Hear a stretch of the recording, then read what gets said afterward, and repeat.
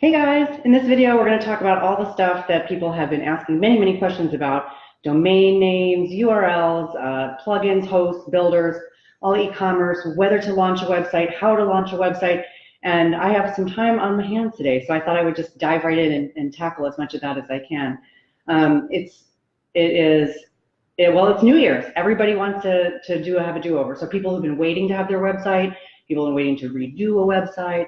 Some people have been, hanging out with their same website, but they know they're kind of only half taking care of it. So if you're doing a launch or a makeover of your website, thinking about starting one for the first time, thinking about moving one, this is all important information that you need. Wait for my clock to start chiming. I have some spare time today. So I'm Marjorie Stiegler. Most of you guys in this group know me. I'm a physician, I'm an anesthesiologist, and I'm also a social media and digital strategy expert. And so here I am to share these tips. So the first thing, I have written down a couple notes of some of the threads and things like that I've seen on this group and on others. And I'm going to talk about each of these things I put in the title here in turn. So there's a lot of questions about domain names. What is the domain name? I think people know what a domain name is, but they don't know why it's important. So the domain name, for just obviousness, is www.yourdomainname.com, right? So whatever your domain name is, you buy it, right? You go to a domain registrar, you pay some money, and you get your domain name. Your domain name has two parts. One is the part that we just said, so your domain name. So for me, it's Marjorie Stiegler, MD, and then I have .com, right? The .com part is the TLD. The TLD comes in, it's the top level domain, and it comes in a variety of formats. You've seen .net, .gov, .org, and now you can get a lot of vanity ones. So there's, I've even seen .coffee. You can get plenty of ends of the domain, right? Something fun. And those have pros and cons. I hope I'm not getting ahead of myself, but the pro is it's super memorable, and the con is that most people aren't going to be searching that way.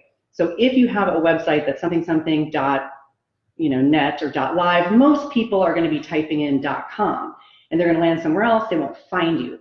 So there are pros and cons, and as you're looking for your domain name and you're trying to choose one, make sure that somebody else doesn't already have the .com. If you want to go with a vanity one, or you prefer .org because you're a business or something like that, that's totally super. But if you can, I would snag the .com one as well and just redirect it to your vanity one or to your org one. If someone else has the .com one already, give very careful thought to whether or not you want to buy an alternate LTD, because the vast majority of people are going to search .com, and they're going to land not on your page, and they may never find you because people have the attention span of it's very short. People will give up really easily. So that's the domain name and the TLD. So if you are just starting out and you don't even have that yet, give it some thought. What's it going to look like when it's all written out? There's no caps, there's no spaces. Is it phonetic? It's totally fine to have your name even if it's not phonetic. Marjorie Stiegler, MD is a mouthful, I know that. That's what I chose to go with, and it's working fine. It's just worth considering especially if you're using something that's not your name, right? Is the brand name going to be readable? Is it going to give people a clue about what your website is about? Is it good for search engines? And is it going to be confused with anyone else's business? Because you've got to be careful you're not infringing really on someone else's intellectual property, which is a possibility if you have goods and services in the same category and a confusingly similar name. So those are some things to keep in mind for your domain name. Now, most people who already have a website, obviously you have a domain name. If you are just getting started, you can think of the domain name as sort of you moved to a town and you bought a plot of land, right? And you're going to build a house. The domain name doesn't give you your house, it just gives you the space to park it, right? It's a place. So the next thing you need after you have a domain name is you need a host. The host is the place, the physical place, where all of your data lives. So it's where all of the website design data files live, and it's also where all of your content files, your images, your videos, and stuff like that are going to live. So that's sort of the physical location of all the stuff. And then the address is the domain name, and then of course someone has to create it. And so you either have to hire a web designer, or you can do it with one of the many plug-and-play website builders that there are now. Let me back up for a second. So while we're talking about domain names, to extend beyond the domain name is the URL. And I think everyone knows what a URL is because we use them all the time. But for your purposes, for your professional website, your personal website, your brand, it's important to keep in mind that your website has a defined URL structure, and that structure is probably not going to be transferable if you migrate websites in the future. So, for example, if you are on Weebly or Squarespace and you want to come over to WordPress, you're going to find that if you have years of blog posts and other content on your old website, and it says, yourname.com/ whatever it says, when you put that same page onto the new builder, it will probably have a different format. So perhaps it will have a mandatory category attached to it. So it will say yourname.com/blog/ the title of the blog, instead of just plain yourname.com/ the title of your blog. And those things are generally, depending on the platform, may or may not be editable. There are workarounds for sure. You can hire somebody to help you with the programming and change the CSS. You can do a redirect from every single page and every single link. But I bring this up just so that you understand that just like the domain name, the URL and the URL structure are sort of semi-permanent. It's kind of like a tattoo.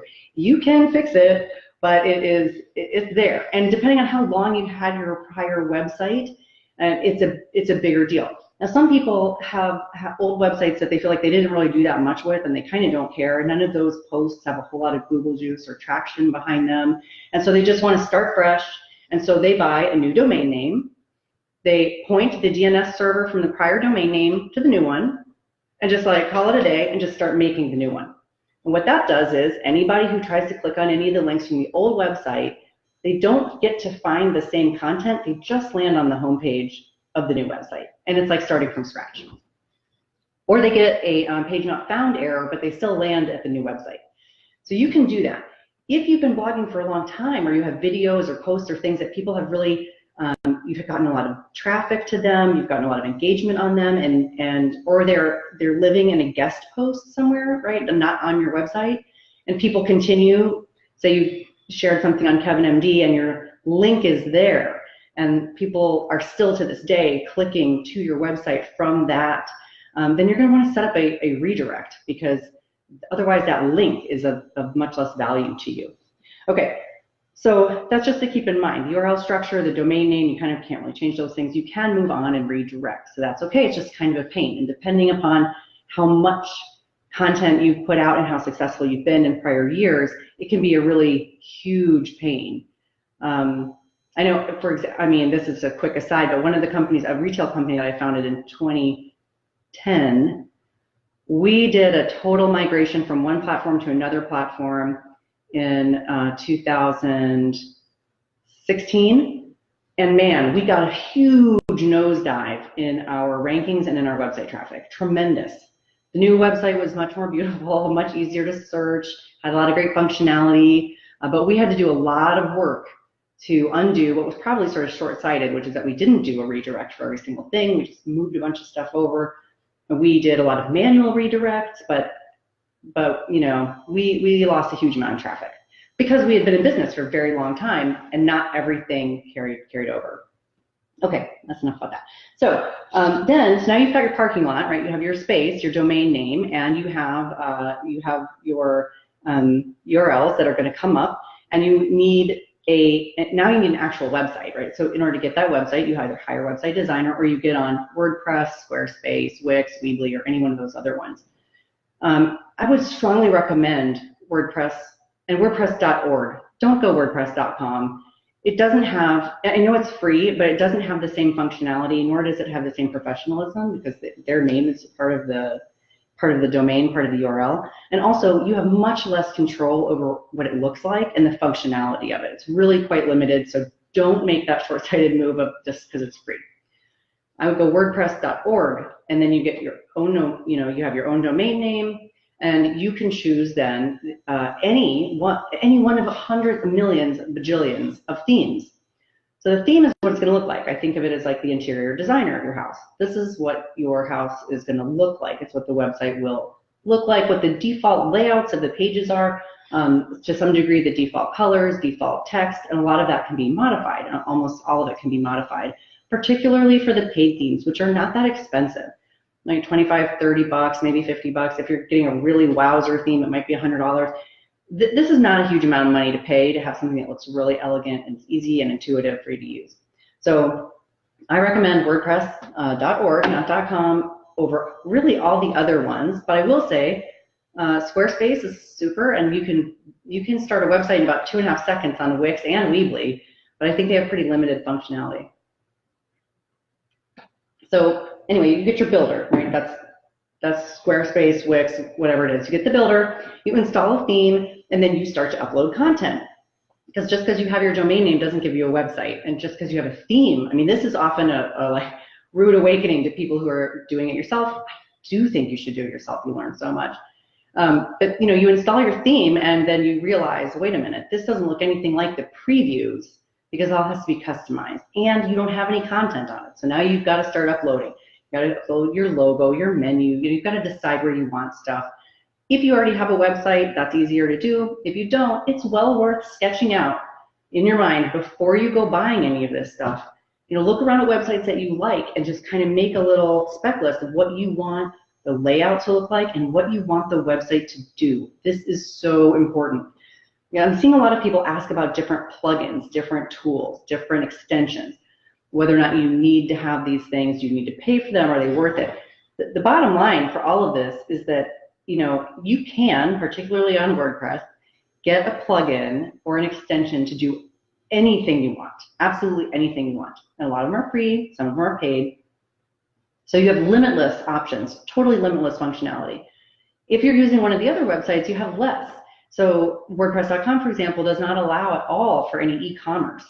So if you have any intention of selling any products or collecting any membership dues or charitable donations or having any kind of subscription services or anything like that, you can't do that on WordPress.com. So you want to be very, very mindful that what it is that you want to do has an integration. Same thing with everyone knows the importance of an email list, right? It's really important to grow your email list, to have people opt into your email, and you want to have either a newsletter or something that you're going to do with your email list. And it's really a big bummer if you have a website builder that doesn't have compatibility with the email list client that you want to use. So whether you're using MailChimp or, you know, I mean, there's just so many. No matter which one you're using, you've got to have an idea in mind. So if you have not launched your website yet, you haven't done any of this yet, it is well worth the exercise of writing this stuff down. What do you want it to look like? What do you want it to do? And then, you know, investigating each of those things that would be able to do it. So you look and see, you know, does Squarespace have its own email? And if it does, you know, what are the capabilities of it? And can it, you know, do anything that's, say, automated? So for example, if you want to have a series of welcome messages when someone signs up for your website, can they do that? Or do you need to use a third party like MailChimp, which can definitely do that? And is MailChimp compatible and all of this? So you want to check those things out, because nothing's worse than getting kind of like partway through and realizing it doesn't do what you want it to do and it's incompatible with either a free or a popular plugin. You can overcome all this stuff with coding, but you don't want to have to. Okay, so that's your website, the builder, and the theme and the plugins, right? So the theme and the plugins. Then a lot of people have asked about different things. There is WPI, there's Yoast, there's Jetpack. There are just so many different services that are sort of intended to do a whole bunch of things for you. And some of them have really great functionality, but it depends on if you want that functionality. For example, Jetpack. Jetpack is it's great for preventing spam. It is super for backups. Even the free versions do this stuff.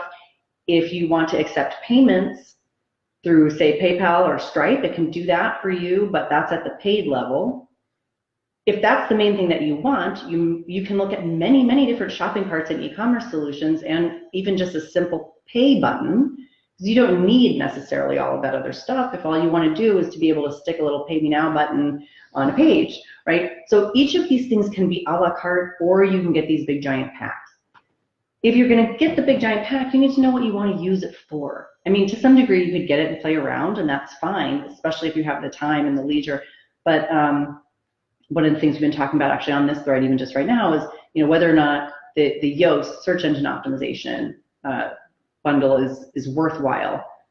And I would say it's an excellent tool. I mean, it's a really great tool to help with execution. It helps you be really mindful of whether or not you're executing the strategy that you intend to execute.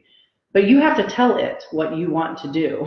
So there, it kind of depends on where you are there. If you already know what your customer or your audience, what the ideal long tail keywords are, what the search phrases are that you want to be using, what your search engine optimization strategy is going to be there, what kind of content is going to really appeal to your customer and keep them on your website. If you already know all of that, then it's awesome for reminding you, because you have a nice large vocabulary. A lot of times we sit down to write blog posts or content and end up using a lot of synonyms or kind of flowery language because you're good writers. But that's not how the search engines really work, right? The search engine needs to be able to be a little bit more simple in terms of recognizing in a concrete way what your site and your stuff is about. So it's great for that, but it won't tell you how to do that. It just sort of helps you to know if you did it. That's how I would sort of sum it up. So anyway, whether or not you need any of these plugins, I don't know. I think the most important thing to do is to be very, very clear before you pursue any of those things and get yourself all confused with many plugins and all kinds of functionality that you don't need, to get clear on what your functionality, what your desired functionality is. What is the goal of the website? What are you using it for? Are you using it to help people to find you? So for example, to control your online reputation and stuff, and you want to see, when someone Googles your name, you want to be up there at the top with your own content out there instead of like health grades and Yelp and stuff like that, then that's totally different from saying, if someone's looking for a dermatologist in Raleigh, I want my name to pop up at the top. I'm not a dermatologist, but you know what I mean? Like, that's different. Those are two wildly different things. You can do them simultaneously, but they're just totally different. So you need to know what is the strategy, and then you need to spell out for yourself, what do I need to do to execute this strategy in terms of, what do I need to have an email list, and what should I be doing with the email list?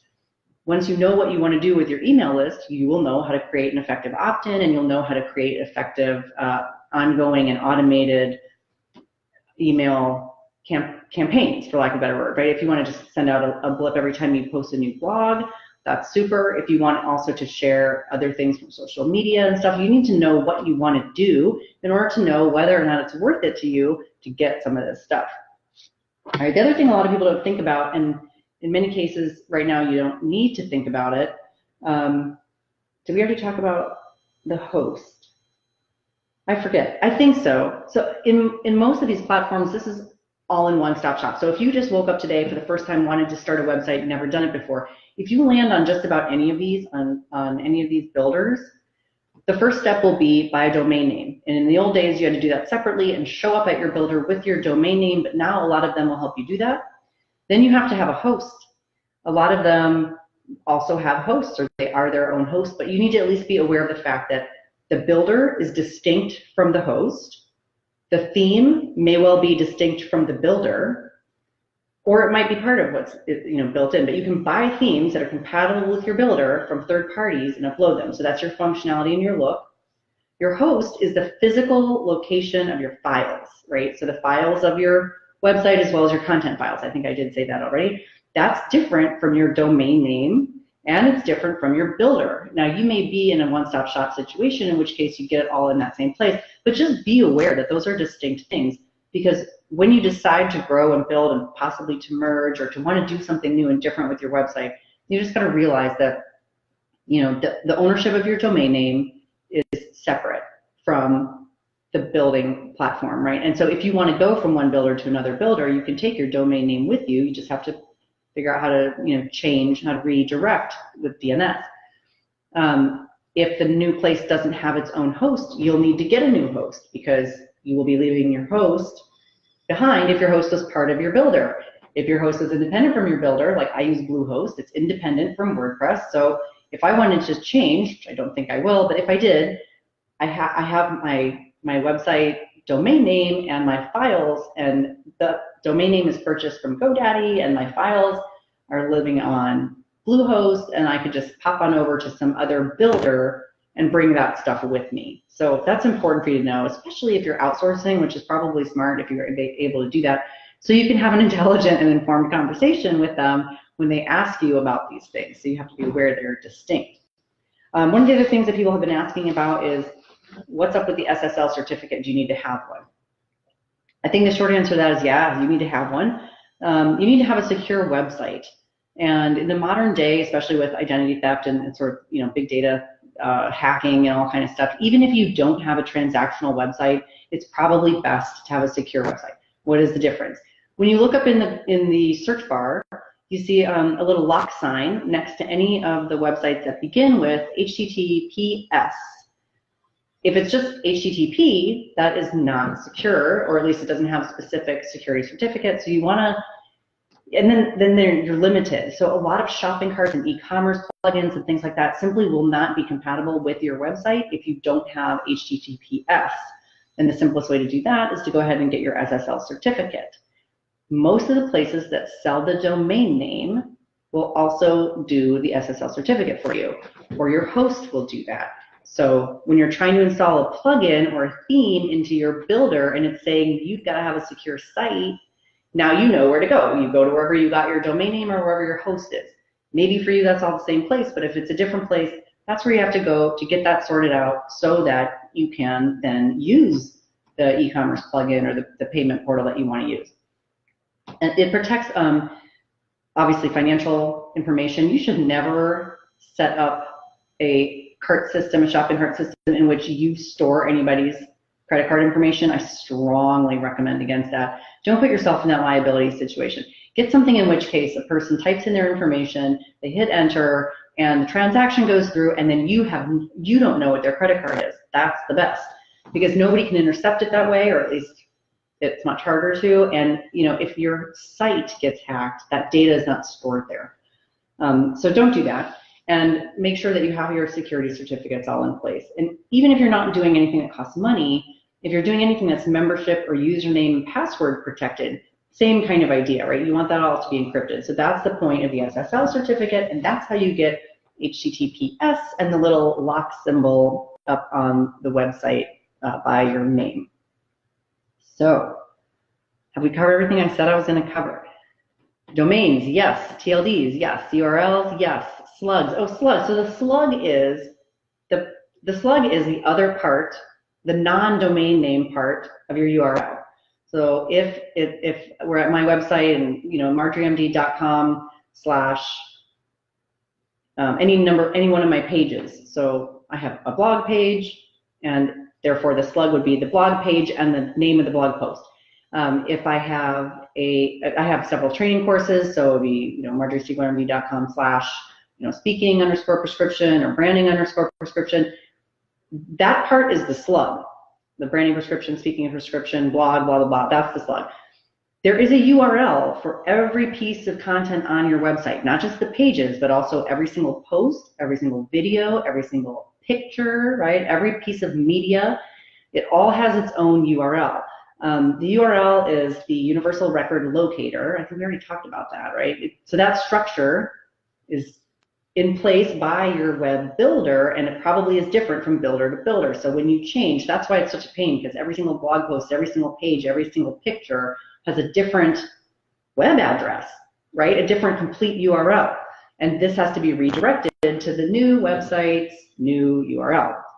But in any case, that's what the slug is. It's the end part there. And the slug is hugely important for search engine optimization. So it's really well worth your time to be sure that however, within the confines of your builder and your ability to change the format of the slug or the words of the slug, which are auto-populated unless you take specific action, you want to do that in such a way that it is search engine friendly. Because, as I know I've said a million times, Google has no idea what your picture is about. It doesn't know what your video is about. Google has no idea whatsoever what I'm saying right now for the past 25 minutes, except for the 10 words or so that are in the title. So you have to put good written text in all the metadata spots on your website in order for the search engines to know what you're spending all that time creating all that wonderful content what it's about, so that when someone is searching for that kind of information, they can even have you on the radar to serve up your website. So that's really the importance, I think, of the slug, because every single piece and page and part of your website is its own website. Or it's at least its own physical address, right? It's its own discrete place. And so you want to be sure that each of those slugs makes sense. Don't let them be, a string of numbers, right? Don't let, if your builder or your template automatically makes your blog post named by the date, for example, like blog post and date, you've got to change that so that it instead says, the title, like a recent blog post I wrote, how to build your brand without a website, right? 5 ways to build your brand without a website. My blog post title says something like that. I don't know exactly what it says, but it definitely doesn't say, blog post November 2018. You don't want anything like that, because nobody is searching for your blog post by date, right? They're searching for information from a topic, from a long tail keyword that they have input into the Google search bar, or Yahoo or Bing, right? Nobody uses those, everyone uses Google. All right, I hope that's been helpful to the so many of you that I know I've been talking to back and forth who are really interested in making this year a whole new year for a new website makeover, or to finally launch the website that you've been meaning to launch. Go back now, take a look at your plans for your website, and make sure all of these things are covered before you get locked in and put a bunch of work in, and then find out that it's not really going to do for you what you want it to do.